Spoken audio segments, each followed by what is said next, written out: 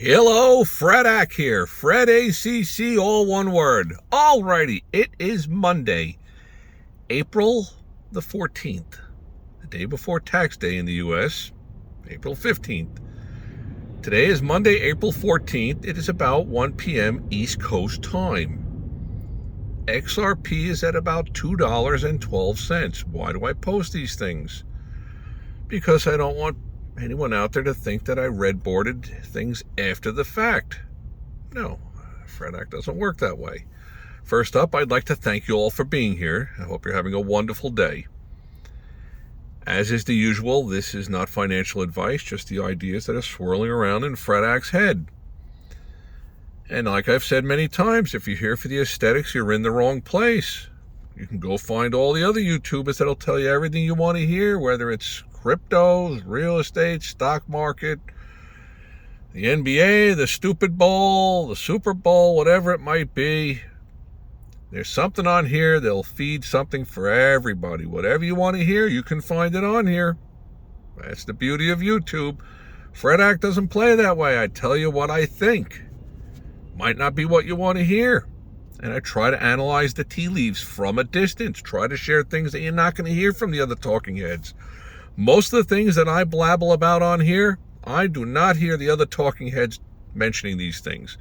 I watch some of them, not all of them. Of course, there's just too many of them. And they're all touting the same thing. XRP to 1 million, XRP. It's begun. All these different hooks, things to pull you in. Speaking of all the hooks, the scammers are abundant. They're out there in massive amounts. You got to be careful. Whatever Fredak shares with you, or all the other talking heads, whoever else you're listening to, be sure to do your homework. Do your homework.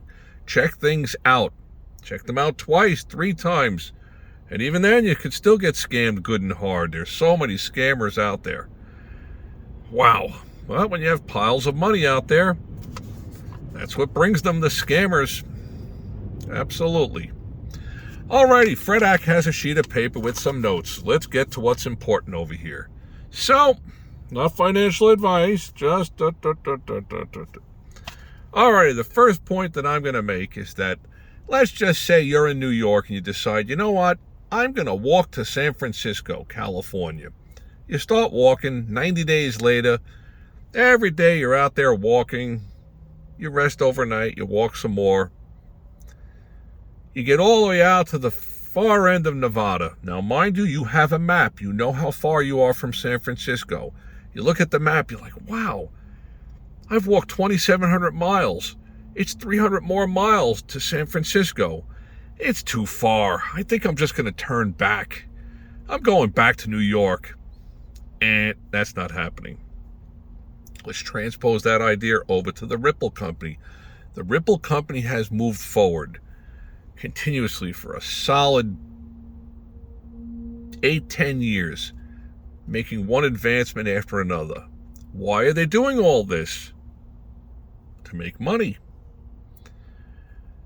Of course, you have the people like the Rothschilds' old money that was passed from generation to generations, and you have the new money people, the people like, you know, the Bezoses and the Elon Musks, the people that have visionary thinkings and it actually comes to fruition and they cash out huge and they become the modern Bill Gates from Microsoft. That's awesome. It's capitalism at its best. So transposing that idea of walking all the way to San Francisco and turning back after 2,700 miles, do you really think the Ripple Company is going to turn around and back off now? They've come this far. They are so close. It's about to go live. At any moment, you're going to have some kind of news and blink, blink, blink, blink, blink, and this thing's going to be running in price. If, when, I use if in there, I think when, but. So, using that analogy, Ripple has come this far. They went and stepped out and they purchased a brokerage firm, Hidden Road. Huge brokerage firms, gives them a foothold. What is that like? That's kind of like Amazon. Amazon starts out as a company, I think it started out with books delivery or something. At a certain point, it grew and it grew and it grew with all these different products. They were shipping so much stuff that actually it became cost effective for them to purchase the trucks and start their own shipping company, their own branch of the shipping. Why pay them for it? Why pay the shipping companies to ship everything when it would be cheaper for them to purchase everything? Well, guess what? That is huge if you transpose that over to this Hidden Road. Huge for the Ripple company. They're making a move on the brokerage side. So that's going to just add another avenue to their product being able to move globally. Huge. It is huge. They have the deep pockets and the wherewithal to just keep growing huger and huger and bigger and bigger and bigger. Improper grammar probably, but bear with me. So think about it. Is the Ripple company in a position to go forward? They're already at the Nevada border. San Francisco is off in the distance. They can see the end coming. The day comes when Ripple goes public as a publicly traded company. Oh my gosh, the people that are involved with Ripple are going to be cashing in huge. They will be the new multi-billionaires, the multi-billionaires of this globe. And they're aware of it. I would think that they are. Smart team there. Alrighty. Also, with Hidden Road, that's going to open up the door for others to have to start to make a move. Once Ripple starts to have XRP trading on their exchanges, that's going to bring all the other ones on board. It's going to light a fuse. And it's going to burn out of control. That's why the price will just go right on up to $12, $14 quickly. Or you can shake a stick at it. It's my opinion. It's what I think. Think of the big picture. Does the Ripple company have the deep pockets to make deep moves? Absolutely, they do. Okay, let's go back to the notes here. Okay, so when you start some kind of a business, let's say you start a business selling tuna fish, and business is growing, it's booming. So you're purchasing this tuna fish from off of these shipping, these ships, these vessels, boats, whatever, trawlers, whatever they are. Then you realize you're purchasing so much tuna fish from these trawlers, it would be cost effective to start purchasing the trawlers. And you just keep expanding the business and making more money. That's what's going on with Ripple. Hello! Money, money, money. Okay. Now, here's another thought that you're not going to hear from the other people. You look at those lists of the crypto companies, and you could have, I don't know how many on each page, 25, 50 of them. You hit the next page after page. Just click 3 pages forward, pick any one of them out there, any cryptocurrency that's out there. If it just vanished and it was gone, would anybody really notice or really even care about it? No. But the size of the Ripple and the XRP is a behemoth with 58 billion of them out there, probably 59 billion. Now we're into April, probably 60 billion. As they keep adding that number, you're going from 60 billion, 40 billion, 61 billion, 39. The percentages are switching quickly. 12, 15 months from now, it's going to, I think, in my opinion, it's going to start to be noticed that there's not a lot of supply out there. Also, who knows what's going on behind the scenes? What would be one of the smartest things for this Ripple company to possibly do? Maybe give 24 billion, 30 billion of the remaining XRPs to the U.S. government. Bring them on board. Another analogy to use. Let's say I have the Michael Jordan rookie card. Mint condition, I have 11 of them. There's 11 in existence. I have all 11 of them. I'm on some trading card platform or whatever that's worldwide, and they're saying here is Fredak, and he's got these 11 mint condition Michael Jordan. He owns them all, and they're worth $100,000 for each card. Okay. Fredak takes one out of its packet, takes his cigarette lighter, burns it to a crisp right in front of everybody. Now there's only 10 of them. Takes out another one, burns it to a crisp. Now there's only 9 of them. The supply is diminishing. Now with 9 cards, they're worth $200,000 each. Burn another one. Now there's only 8 of them. Sure, the true card aficionado would be like, blasphemous. How could you do that to a Michael Jordan card? I'm just proving a point that if the supply is diminishing, then if the supply diminishes, then the demand is still there, then it's going to go up in price. Keep that in mind. You're not going to hear that from the talking heads. So let's just say Ripple says, you know what? We're going to give a gift, 25 billion of these to the U.S. government. Now you're bringing the U.S. government on board with you. You're partnering with them. What a great move. What a smart move that would be. Instantly, you're talking about $20, $25 each. And the U.S. government would have a vested interest to start pushing this thing higher.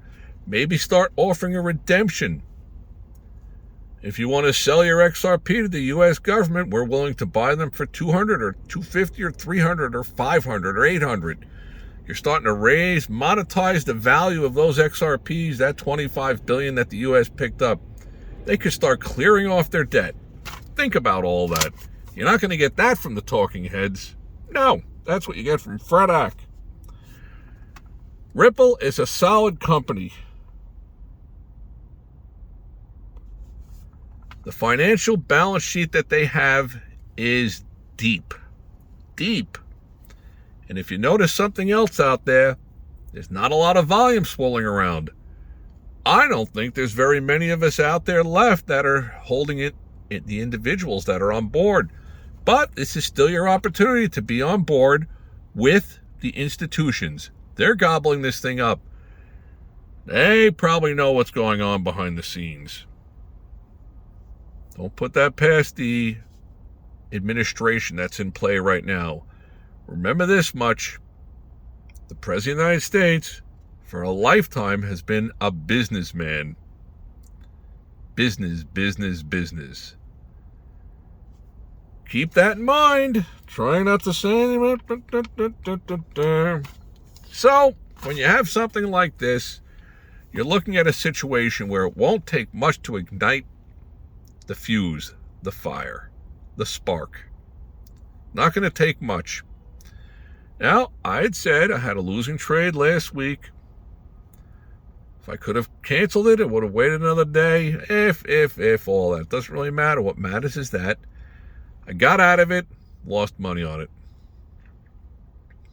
Not a whole hell of a lot, but a little bit. Don't like losing money. Not a good thing. Fredak doesn't like losing money. Like making money. All right, with all that being said, as I have tried to point out many different times, there's a lot of different things on the horizon, but this hidden road purchase of this brokerage firm is huge because they are going to get the others to jump off the ledge. They're going to have to get in the pool and start swimming. You got to get in there. There's going to be billions and billions of dollars slushing around on the trading platforms. And with things like, I spoke about it the other day, a company that I purchased into at $1.82, boy, did I pay up for it. I mean, I'm happy that I did. But what does it cut your nose to spite your face? I'm like, this is going to make a run up. For like a $3,800 investment, I can probably make $500-800 profit on it. It's a pretty decent percentage gain in a short amount of time. I only purchased it like 4 or 5 days ago, if that. At any given moment, this thing's going to run towards 240, 250, 260. When it does that, I'm reestablishing my numbers.